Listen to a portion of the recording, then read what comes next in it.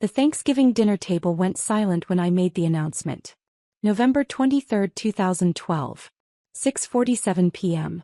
I'm dropping out of college, I said, setting down my fork. My mother's hand froze halfway to her mouth. My father put down his wine glass with a sharp clink. My sister Jennifer stared at me like I'd just announced I was joining a cult. You're what? My father said. Dropping out. I'm leaving Northwestern at the end of the semester. Rachel, my mother said carefully, is this a joke? No joke. I've already submitted the paperwork. But you're a sophomore, Jennifer said. You're halfway through. Why would you? Because I hate it. The words came out more forcefully than I'd intended. I hate my major. I hate my classes. I'm miserable and I'm wasting your money. What you're wasting, my father said, his voice rising, is your future. Do you have any idea how competitive it is to get into Northwestern? How many people would kill for your opportunity? Then they can have it. Rachel, be reasonable, my mother pleaded. Every college student feels overwhelmed sometimes. That doesn't mean you quit. I'm not quitting. I'm choosing a different path. What path? Jennifer demanded. Dropping out to do what? Work at Starbucks? Live in our basement. I'm moving to New York. I have a job lined up as an editorial assistant at a publishing house. An editorial assistant? My father laughed, but there was no humor in it. That's a glorified secretary position. Rachel, you're throwing away a Northwestern degree for an entry-level job that pays maybe $30,000 a year. It's a start. It's a disaster, he interrupted. Your sister graduated from Yale, went to law school, is now working at a top firm in Chicago. That's what success looks like. Not this. Jennifer leaned back in her chair, arms crossed. I worked my ass off to build a career. I did everything right. And you're just going to throw away your education because you're miserable? That's pathetic. Jennifer, my mother said weakly. No, Mom. Someone needs to say it. Rachel has always taken the easy way out. High school was too hard, so she went to community college first. Now university is too hard, so she's dropping out. When are you going to grow up and finish something? I did finish community college. With a 3.2 GPA, she said. Barely. And you only got into Northwestern because you wrote some sob story essay about being a late bloomer. That stung because it was partially true. My path hadn't been traditional.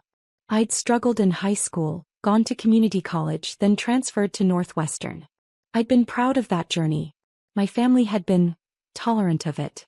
This is a mistake, my father said firmly. A huge mistake. And I won't support it financially. I'm not asking you to. Good.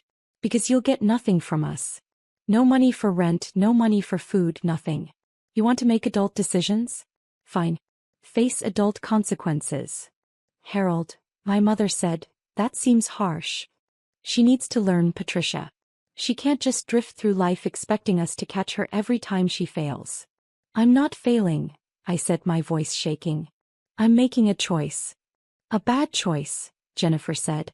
You're 20 years old with no degree, no real skills, moving to one of the most expensive cities in the world for a job that probably pays minimum wage. You know what we call that? Failure. I stood up from the table. I should go. Rachel, wait, my mother started. I didn't wait. I grabbed my coat and walked out into the cold Chicago night. I moved to New York 3 weeks later with $1,800 in savings and a suitcase full of clothes. The publishing job was exactly as bad as my father had predicted. Editorial assistant at Hartley & Sons Publishing, a small, prestigious house specializing in literary fiction. I made $28,000 a year, worked 60-hour weeks, and my primary responsibilities were filing coffee runs and reading slush pile manuscripts that would never get published. My apartment in Brooklyn was 280 square feet. The shower was in the kitchen. I could hear my neighbors' every conversation through the paper-thin walls. I ate ramen noodles for dinner 4 nights a week. My family barely spoke to me. My mother called once a month with updates I didn't ask for. Jennifer got engaged. Jennifer made partner track. Jennifer bought a condo. Your sister's doing so well, my mother would say. We're so proud of her. The implication was clear. Unlike you. Jennifer called exactly once in those first 6 months. I heard you're living in some shoebox in Brooklyn, she said. Mom's worried about you. I'm fine. Are you? Because from where I'm sitting, it looks like you made a huge mistake and you're too proud to admit it. I'm happy, Jennifer. You're 20 years old making less than minimum wage when you calculate your hours. That's not happiness. That's delusion. She paused. Look, it's not too late. You could re-enroll. Go back to school. Get your degree. Stop embarrassing the family. Embarrassing the family? Yes, Rachel. Embarrassing us. Do you know what I tell people when they ask about you? I have to say my sister dropped out of college to work in publishing. Do you know how that sounds? Like I'm following my passion? Like you're a failure. Like our family couldn't produce two successful children. She hung up before I could respond. That was the last real conversation we had for 12 years. But I wasn't failing. Not really. The publishing job was brutal, but I was learning. How books were acquired, edited, marketed. How the industry worked. I read manuscripts until my eyes hurt, learning what made good writing, what made compelling stories. After 2 years, I was promoted to assistant editor. After 4 years, associate editor. After 6 years, senior editor. I developed a reputation for discovering new talent. 3 of my authors won major literary awards. 2 hit the New York Times bestseller list. But more importantly, I'd found my real passion, helping young writers develop their craft. I started teaching a writing workshop at NYU. Just one class, adjunct for extra money. But I loved it. Loved working with students, helping them find their voices, watching them improve. One of my students, a professor in the English department, noticed. You're a natural teacher, she said. Have you ever thought about higher education as a career? I don't have a degree. You should get one. Not for the paper but for the opportunities. With your experience and your talent, you could do real things in academia. That conversation planted a seed. At 26, I enrolled in Columbia's MFA program in creative writing. I worked full-time, attended classes at night, wrote my thesis in stolen hours on the subway. It was the hardest 2 years of my life. I graduated at 28 with my MFA and a job offer from Columbia to teach undergraduate creative writing courses. At 30, I was promoted to assistant professor. At 31, I published my first book. A collection of essays about the publishing industry that became a surprise bestseller in academic circles.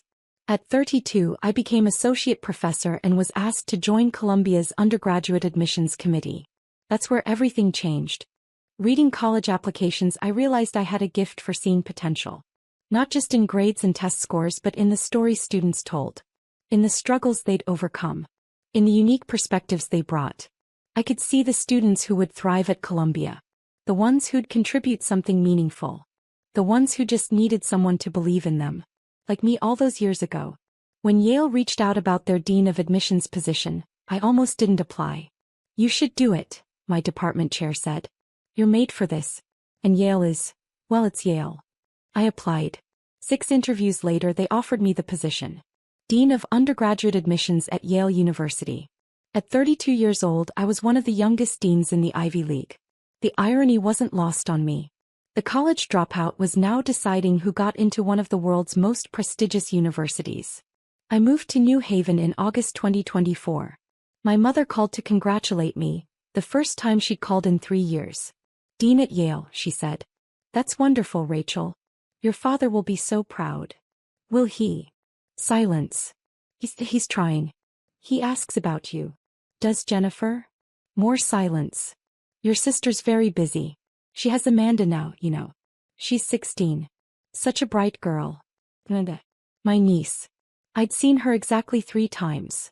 Once as a baby, once at age 5, once at age 10. Jennifer had made it clear I wasn't welcome in her daughter's life. I'm sure she is, I said. Maybe now that you're doing well you could reconnect? With Jennifer? With all of us. Maybe, I said, knowing I wouldn't. The application reading season started in November. We received 52,000 applications for 1,550 spots. Every application got read by at least 2 admissions officers. As dean, I personally reviewed thousands of them, including all the borderline cases and special circumstances. It was grueling work. Reading applications from brilliant students who'd overcome incredible odds. Students who'd started nonprofits, conducted research, won international competitions. Students who'd survived poverty, violence, loss. Most of them we'd have to reject. That was the hardest part. I was in my office on a Friday evening in January 2025, reviewing a stack of applications from the Chicago area. My eyes were tired. I was on my fourth coffee of the day. Then I saw the name. Amanda Chin. My sister's married name was Chin. Her husband David Chin, the corporate lawyer she'd married 11 years ago. My hands started shaking. I opened the application. Amanda Chin. Age 17. Northbrook High School, Northbrook, Illinois. GPA, 4.0 unweighted. SAT 1570. Valedictorian. National Merit Finalist. Captain of debate team. Volunteer at local literacy nonprofit. Impressive. Very impressive. She'd applied as a prospective English major. Wanted to be a writer. I scrolled to her personal essay. The prompt. Reflect on a time when you faced a challenge or obstacle. What did you learn from the experience? I started reading. My family doesn't talk about my Aunt Rachel. I grew up hearing whispers, how she dropped out of college, how she threw away her opportunities, how she became the family embarrassment. My mother would shake her head whenever someone asked about her sister. Rachel made her choices, she'd say. Bad choices. For years I thought my aunt was a cautionary tale. A warning about what happens when you quit, when you don't follow through, when you disappoint your family. My mother used her as an example whenever I complained about school. Do you want to end up like Rachel? She'd ask. Working some dead-end job because you couldn't finish what you started? The lesson was clear. Rachel was a failure. Our family's black sheep. The one we'd overcome. Then when I was 16 I Googled her. I stopped reading. Closed my eyes. This was my niece's college essay. About me. About how I was the family failure. I should recuse myself. Pass this application to another admissions officer. That would be the ethical thing to do. That I kept reading. I expected to find nothing, or worse, confirmation of the family narrative. Some sad Facebook profile, maybe a LinkedIn showing a series of unremarkable jobs. What I found instead shocked me. Dr. Rachel Chin. MFA from Columbia. Published author. Professor. And now, Dean of Undergraduate Admissions at Yale University. My failure. Aunt was the Dean of Admissions at Yale. I sat in my bedroom staring at her faculty photo, my entire worldview cracking. Everything my mother had told me was wrong. Rachel hadn't failed. She'd succeeded spectacularly. I started researching further. I found her book, Against the Grain, Alternative Paths in Publishing and Academia. I read every interview she'd given. I learned about her path: community college, Northwestern dropout, publishing industry, MFA professorship, Yale. It wasn't a traditional path, but it was a successful one. That discovery changed everything for me. I'd spent my whole life following the right path. Perfect grades, perfect test scores, perfect extracurriculars. I'd done everything exactly as expected because I was terrified of becoming like Rachel. But Rachel wasn't a failure. She was someone who'd had the courage to choose her own path despite everyone telling her she was wrong. Someone who'd built success on her own terms. I was crying now. Tears running down my face, dripping onto the application pages. This essay isn't about overcoming an obstacle. It's about discovering that what I thought was an obstacle, my family's shame, our black sheep, was actually an inspiration. My Aunt Rachel taught me that success isn't about following someone else's blueprint. It's about having the courage to write your own story, even when the people who are supposed to support you tell you you're making a mistake. I want to study creative writing at Yale. I want to learn from professors who think differently, who value unconventional paths, who understand that sometimes the most important thing you can do is refuse to quit being yourself. My family overcame nothing. They simply failed to see that Rachel was succeeding in ways they couldn't understand. I don't want to make that same mistake. I want to have the courage to pursue my passions, even if they don't fit someone else's definition of success. I want to be like my Aunt Rachel, the failure who became a dean. I set down the application and put my head in my hands. For 12 years I'd built a life without my family. I'd convinced myself I didn't need their approval, their recognition, their love. And here was my niece who I barely knew writing about me like I was her hero, calling me an inspiration, defending me to an admissions committee that I was on. The irony was almost too much. I picked up my red pen, the one I used for notes and comments on applications. Then I set it back down. I couldn't be objective about this. Not even close. I called my assistant dean Marcus Washington. I need you to read an application. Family conflict of interest. He came to my office. I handed him Amanda's file. Don't look at my notes, I said. Give me your honest assessment. He read through everything. The transcripts, the test scores, the recommendations, the essay. Strong applicant, he said. Really strong. The essay is exceptional. Personal, insightful, shows real growth and self-awareness. He paused. The family conflict, is this about you? Yes. The aunt who's now the dean? That's me. He whistled low. That's heavy.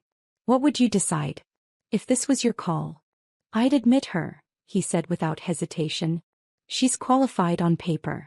But more than that, this essay shows exactly the kind of student we want. Someone who questions assumptions, who values different paths to success, who can articulate complex family dynamics with empathy. He handed the file back to me. But you can't be the one to decide. You know that. I know. Do you want me to take it to committee? I thought about that. Thought about Amanda sitting in a classroom waiting to hear from Yale. Thought about Jennifer, probably bragging to everyone that her daughter applied to Yale, never mentioning that the dean of admissions was her estranged sister. Thought about my father who told me I was throwing my life away. Thought about myself at 20, crying in that tiny Brooklyn apartment, wondering if I'd made a terrible mistake. Yes, I said. Take it to committee. But Marcus. Yeah. Don't tell them about the family connection. Let them evaluate her on merit. Then we'll deal with the conflict afterward. 2 weeks later, the admissions committee met to discuss borderline cases. Amanda's application was flagged for discussion. Strong candidate, but we had limited spots. I recused myself from the room when they discussed her. Marcus found me in my office an hour later. She's in, he said. Unanimous vote. Everyone loved the essay. I let out a breath I didn't know I'd been holding. Good. What do you want to do about the family situation? That was the question. Yale sent acceptance letters on March 28th. Amanda would get hers with 1,549 other students. I could stay silent. Let her find out like everyone else. Never acknowledge the connection. Or I could reach out. I sat in my office that night, staring at Amanda's application. At her essay. At the words she'd written about me. I want to be like my Aunt Rachel. At 9:47 p.m. I did something I hadn't done in 12 years. Called my sister. She answered on the fourth ring. Hello. Jennifer. It's Rachel. Silence. Then, Rachel? Is something wrong? No. Nothing's wrong. I need to talk to you about Amanda. Amanda? What about her? Her voice went sharp with protective worry. Did something happen? She applied to Yale. She did. She applied to 9 schools actually. We're very proud. She stopped. Wait. You're at Yale now. I'd forgotten. I'm the dean of admissions. More silence. Oh my God, she breathed. Amanda's application, you saw it? I saw it. Rachel, I swear I didn't know. We didn't apply to Yale because of you. Amanda wanted to go there because of the English program. She didn't even know you worked there until after she'd applied. I never thought. Jennifer, I interrupted. Have you read her essay? What? No. She wouldn't let anyone read it. She said it was personal. You should read it. Why? What did she write about? Me. Silence. She wrote about me being the family failure, I continued. About how you used me as a cautionary tale. About how she Googled me and discovered I wasn't actually a failure. Rachel, I'm not calling to fight. I'm calling because Amanda got in. What? She was accepted to Yale. Unanimous vote from the admissions committee. She's an exceptional candidate. I could hear Jennifer crying on the other end of the line. She got into Yale, she whispered. Oh my God. Rachel, thank you. Don't thank me. I recused myself from the decision. She got in on merit. But there's something you need to know. What? Your daughter thinks I'm an inspiration. She wrote a beautiful essay about having the courage to follow her own path. About not being afraid to be different. I paused. Jennifer, for 12 years you've told her I was a failure. And despite that, or maybe because of it, she's learned one of the most important lessons anyone can learn. That success looks different for everyone. I was wrong, Jennifer said, her voice breaking. Rachel, I was so wrong. About everything. About you dropping out, about your choices, about... She stopped. I was jealous. What? I was jealous. You had the courage to walk away from something that wasn't working. To choose your own path. I've spent my entire life doing what everyone expected. Getting the grades, getting the degree, getting the job, getting married, having the baby. And I'm miserable. I'd never heard my sister talk like this. I'm a partner at a law firm I hate, she continued.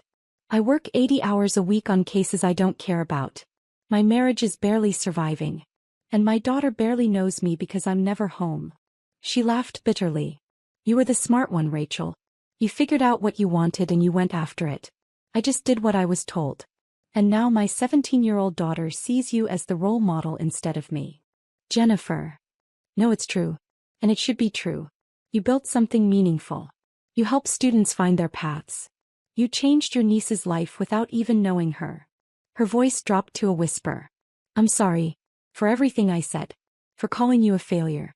For cutting you out of Amanda's life. You were never the family embarrassment. I was just too blind to see it. I was crying again. Do you think, Jennifer asked hesitantly, do you think maybe Amanda could meet you? Before she makes her college decision? I think it would mean a lot to her. I'd like that. And maybe we could talk? More than this call? Try to rebuild something. Maybe, I said. It'll take time. I know. But Rachel, I'm proud of you. I should have said that 12 years ago. I'm saying it now. I'm proud of you. We talked for another hour. About her marriage, her job, her life. About my work, my path, the choices I'd made. It wasn't forgiveness. Not yet. But it was a start. 3 weeks later, Amanda visited Yale on an admitted student's day. I'd arranged to meet her for coffee at a cafe near campus. I got there early, nervous in a way I hadn't been since my own college admissions interviews. She walked in at 2 p.m. exactly. Tall, with Jennifer's features but something else in her expression. Something thoughtful. Curious. She saw me and stopped. Aunt Rachel. Amanda. Hi. We sat down with our coffees, the initial awkwardness thick between us. So, she finally said. You read my essay. I did. I'm sorry if it was awkward. I didn't know you were the dean when I wrote it. I needed to write about something that mattered. Don't apologize. It was a beautiful essay. Honest and insightful. She looked down at her coffee. My mom told me what she used to say about you. About you being a failure. She did. Yeah. She cried while she told me. That she was wrong. That she'd been jealous. Amanda looked up at me. Is it true? That you dropped out of Northwestern? It's true. And worked in publishing for almost no money? Also true. And got your MFA while working full-time? True. And now you're a dean at Yale. I smiled. Unfortunately true. She laughed. That's the coolest story I've ever heard. It's not that cool. It was mostly just hard work and stubbornness. No, she said seriously. It's cool because you chose it. You didn't let anyone tell you what success should look like. You figured it out yourself. We talked for 2 hours. About writing, about college, about her fears and ambitions. She wanted to be a writer but was terrified of not being practical. My mom wants me to major in economics, she said. Have a backup plan. What do you want to major in? English. Creative writing. But everyone says that's impractical. I leaned forward. Amanda, do you know why I became dean of admissions? Why? Because I spent my whole life being told I was doing things the wrong way. Dropping out was wrong. Publishing was wrong. Getting my MFA was wrong. And every time someone told me I was wrong, I proved them wrong. I paused. Now I get to help students who might not fit the traditional mold. Students who need someone to see their potential, not just their credentials. Students like you. Students like you, she corrected softly. I smiled. Yeah. Students like me. She chose Yale. Enrolled as an English major with a concentration in creative writing. I didn't teach undergraduates anymore, but I made arrangements to meet with her once a month. Mentorship sessions officially. But really we were getting to know each other. My relationship with Jennifer improved slowly. Phone calls every few weeks. Then every week. She started divorce proceedings that summer. I'd rather be a single mom than stay in a loveless marriage, she told me. She cut back her hours at the firm. Started actually parenting Amanda instead of just providing for her. I'm trying to be better, she said during one call. For Amanda. For me. My parents reached out too. Awkward emails at first, then phone calls. We were wrong, my father said stiffly during our first real conversation in 12 years. About dropping out. About your choices. We should have supported you. Thank you, I said, because what else could I say? Your mother and I would like to visit. See Yale. See what you've built. They came in October. I gave them a tour of campus, showed them my office, introduced them to my colleagues. My father stood in my office looking at my diplomas on the wall. Columbia and my published book on the shelf. Photos from conferences, from speaking engagements. I'm sorry, he said quietly. I called you a failure. I said you'd amount to nothing. I was wrong. You were scared, I said. You wanted me to have security. I understand that now. But you found security anyway. Just differently than we expected. That night we had dinner. Me, my parents, Jennifer, Amanda. The first time we'd all been together in 12 years. It was awkward. There were silences, moments of tension. But there was also laughter. Stories. Amanda telling embarrassing college freshman stories that made everyone smile. At one point Amanda leaned over to me. Thank you, she whispered. For what? For being you. For showing me it's okay to be different. I squeezed her hand. Later, walking back to my apartment, my phone rang. Unknown number. Dr. Chin? This is Sarah Martinez. I'm a high school senior in Arizona. My counselor gave me your email, but I wanted to call. Hey.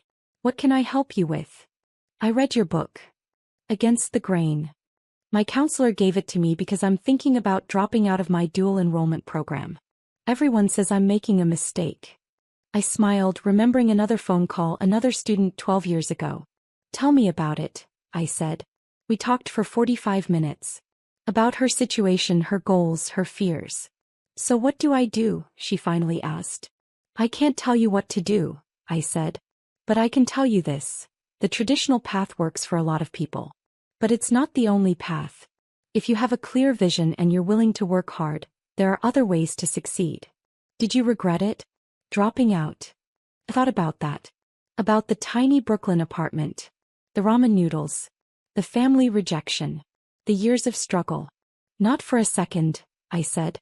After we hung up, I sat on my couch thinking about that Thanksgiving dinner 12 years ago.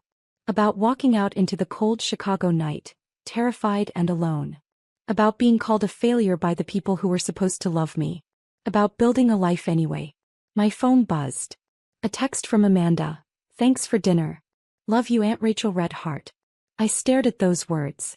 Love you. When was the last time a family member had said that to me? I typed back. Love you too, kiddo. The next morning I was back in my office reading applications.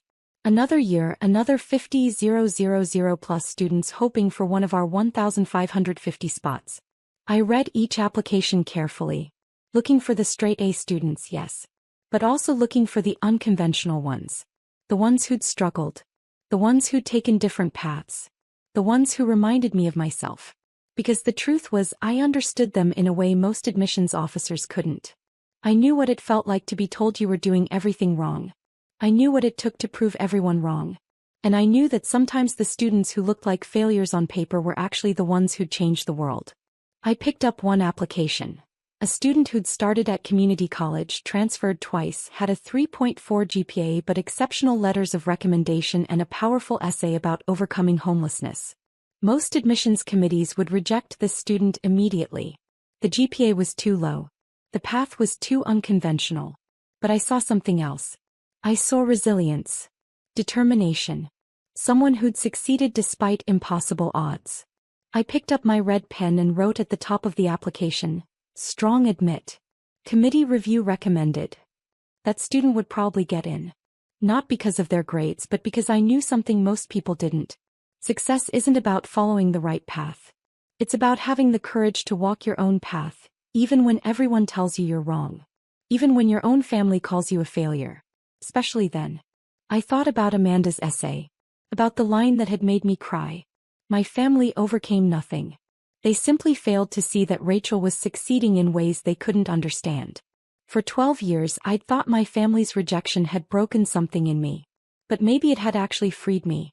Freed me to build the life I wanted, not the life they expected. Freed me to define success on my own terms. Freed me to become the person who could help other students do the same. The college dropout who became a dean. The family failure who changed lives. I smiled and reached for the next application.